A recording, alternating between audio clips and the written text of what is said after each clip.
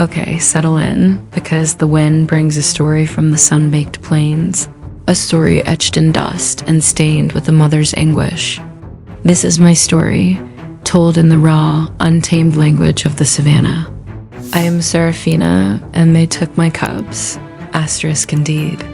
The air crackled with a silent promise as sun dipped below the horizon, painting the sky in hues of blood orange and bruised purple, a mirror to the fury that churned within my breast. They thought they could steal the very essence of my being and vanish without consequence. They underestimated the heart of a lioness. My initial despair had been a crushing weight, threatening to buckle my legs and silence my roar forever. But the memory of Leo's playful pounces and Luna's soft purrs against my mane ignited a different kind of fire, a cold, unwavering determination for retribution. Grief would not paralyze me. It would fuel my hunt. The guard by the fire roared, a guttural sound that sliced through the night. His companion, the one I had drawn away, was scrambling back, a crude, sharpened stick clutched in his hand. My eyes locked onto the first one. He lunged not at my cubs, but at me, a clumsy swing aimed at my flank. I didn't dodge.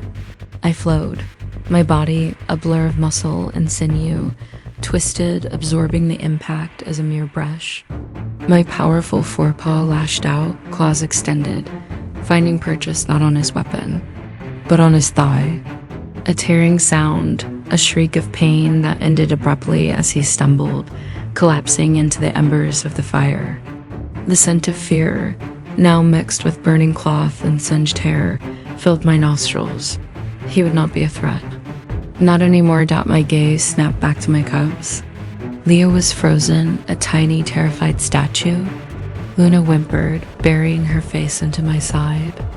I nudged them again, a low, urgent rumble vibrating through their small bodies. Move, now. The second guard was almost upon us, his face contorted with a mixture of rage and primal terror. He saw his comrade writhing in the firelight, his eyes, wide with panic, fixed on me. He raised his crude stick, ready to... The sharp crack of the fire stick, followed by the splintering branch, sent a jolt through my entire being. This was not the chase of predator and prey I knew. This was a silent, long-reaching death. The metallic tang of gunpowder burned my throat, a taste of their unnatural power. My primal instincts screamed danger. Faster, I rumbled, pushing Luna forward with my nose, while Leo stumbled behind.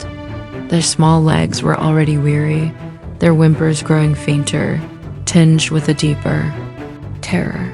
I could feel their fear, a cold knot in my stomach that amplified my own. Every rustle of leaves, every distant shout from the humans, became a hammer blow against my resolve. I led them towards the gnarled, ancient fever tree forest, a labyrinth of twisted trunks and shadowed undergrowth. Here, the blinding beams of their artificial eyes would be fractured, their wide-ranging fire sticks hampered by the dense vegetation. Their heavy boots would struggle against the roots and thorny bushes that were my familiar allies. The sounds of their pursuit, however, did not diminish. They were relentless, their numbers seemingly endless. Another crack, closer this time, vibrated through the ground. A shower of dust erupted near my left forepaw. They were not aiming to wound. They were aiming to kill. The thought sent a fresh surge of adrenaline through my veins. Sharpening my focus, I weaved through the trees, a phantom in the dim moonlight filtering through the canopy. My cubs, exhausted but driven by pure instinct, followed my every turn. I led them across a dry riverbed, its uneven stones a treacherous path for them, but a familiar shortcut for me. Their panting grew ragged. I knew I couldn't maintain this pace much longer. I needed a break. I needed to disappear. The forest gave way to a series of rocky koppies, huge granite formations rising like islands from the sea of grass. They're shadowed. Crevices offered refuge, but also dead ends. I had to choose wisely. I scaled the lowest copy, my claws finding desperate purchase, pulling my body up with straining muscles. Luna whined, her little legs slipping. I hooked my tail under her, steadying her, guiding her small paws onto secure footing. Leo, the brave one, was already at my side, pressing close. From the summit, I scanned the darkness below. A human. Light swept across the savannah, probing, searching. Their shouts echoed, closer now, filled with frustrated aggression. They were closing in. I could hear the heavy breathing of the nearest one, the jingle of equipment. They were right below. Us thought we were trapped on the copy's flat top, a small island of stone surrounded by the ocean of their pursuit. The air grew still, heavy with tension. My muscles ached, my throat was raw. My cubs pressed against me, their small bodies trembling. They were counting on me. Suddenly, a new sound cut through the night, the unmistakable low growl of another large predator. It was not one of our pride. It was deeper, more guttural, a warning. My ears swiveled, trying to pinpoint its origin. The humans below seemed to pause, their lights freezing. They had heard it too. A moment of silence, thick with shared apprehension. Then, from the shadows at the base of the copy, a massive, dark form emerged, lumbering into the dim light. Its eyes, glowing like embers, fixed on the humans. A male rhinoceros, disturbed by the commotion, stood defiant. Its horn, a weapon of pure power, glistened in the moonlight. It let out a snort, a clear challenge. The humans scattered, their shouts turning to panicked cries. This was an unexpected reprieve, a twist of fate. But the rhino, equally disturbed, began to pace, its heavy footsteps shaking the very ground beneath us. We were safe from the humans, for now, but trapped between a rock and a charging, irritable giant. My escape route had become a cage. Capitulo 4, a falsa Seguranca de Aurora, the Savanna stretched before us. A canvas of amber and green, now illuminated by the false dawn. My paws ached with every step, the coarse grass abrasive against my pads. Leo and Luna stumbled, their small bodies swaying, their whimpers now soft, desperate sounds of utter exhaustion.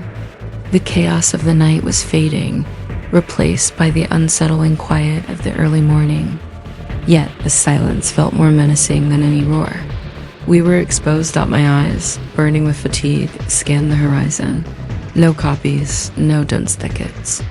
Just endless plains, offering no sanctuary for a weary lioness and her two vulnerable cubs. Every shadow seemed to stretch. Every distant mound of earth felt like a potential threat. The scent of predators, hyenas, wild dogs, even a lone leopard, hung faintly in the cool morning air, a reminder of the constant dangers that did not discriminate between prey. I pushed them on, my tail nudging Luna, a low rumble of encouragement. In my chest for Leo, we moved towards a solitary, massive baobab tree, its ancient, bulbous trunk offering a promise of shade, if not impenetrable cover. It was a desperate choice, but the best I had. Its hollows might provide a temporary den, a place for my cubs to finally rest their trembling limbs. We reached the colossal tree. Its sheer size was a small comfort, a silent sentinel in a world that had turned hostile.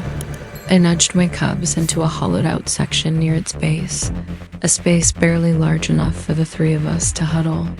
The rough bark scraped against my fur, but the coolness of the earth within the hollow was a small blessing.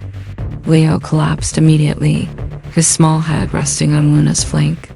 Luna, too, settled quickly, her breathing shallow, her eyes fluttering closed. I did not rest. My body pressed against theirs, a living shield, but my senses remained acutely aware. My ears swiveled, straining for the distant sound of human vehicles, the ominous crack of their fire sticks. My nostrils flared, tasting the wind for the acrid scent of their presence. They knew our general direction. They would not give up. Not yet. Hours passed. The sun climbed higher, beating down on the savannah, turning the golden grass into a shimmering sea.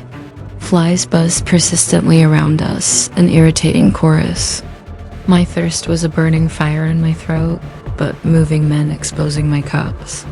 We were safe, for now, by the grace of exhaustion, and the vastness of the plain stopped then. A new sound, faint at first, then growing louder. The distinct, rhythmic beat of a rotary wing. Not the deep thrum of an elephant or the light rustle of a gazelle. This was a metal bird, a human invention that floated above the trees, scanning the land. My blood ran cold. They had taken to the sky. My eyes instinctively searched the heavens. A dark speck, growing larger, faster than any bird of prey. It swooped, a monstrous mechanical shadow. My heart pounded against my ribs, a desperate drum. Against the crushing certainty of discovery, they were using their tools, their unnatural eyes, to hunt us from above. Our meager cover beneath the baobab was useless against this airborne hunter. We were seen, exposed. The roar that ripped from my throat was not one of warning, but of desperate defiance. They would not take my cubs again, not while I still breathed. The shadow of the metal bird grew, descending. We had to move, now, but where? The endless savanna offered no escape from the sky. Our fragile sanctuary had been found. Capitula 5, O Rugido contra O metal. The shadow of the metal bird grew, descending. It was a monstrous, unnatural beast that defied the very laws of our world. Its rotors churned the air, creating a deafening roar that vibrated through my bones. A sound designed to terrify and incapacitate. My cubs, already trembling, whimpered, burying their faces against my fur. There was no escaping this predator in the open plains. My sanctuary was now a trap. My mind raced, a flurry of instincts honed by generations of survival. Run where? There was nowhere to hide from its all-seeing eyes. But then a thought, primal and desperate, surged through me. It hunted from above. Its advantage was its height. Its weakness was the ground. Hold on, I rumbled to my cubs, a desperate prayer. I exploded from beneath the baobab, not into the open, but directly towards the thickest, lowest cluster of acacia trees I could see. A dense, thorny maze barely 100 paces away. It wasn't cover, not against eyes in the sky, but it was obstructed. The sun had risen and set many times since the night they dared to take my future. My cubs, Leo and Luna, grew stronger each day, their playful roars filling our hidden den with the symphony that had almost been silenced. But the peace I felt was not absolute. It was shadowed by a single, unwavering purpose. My strength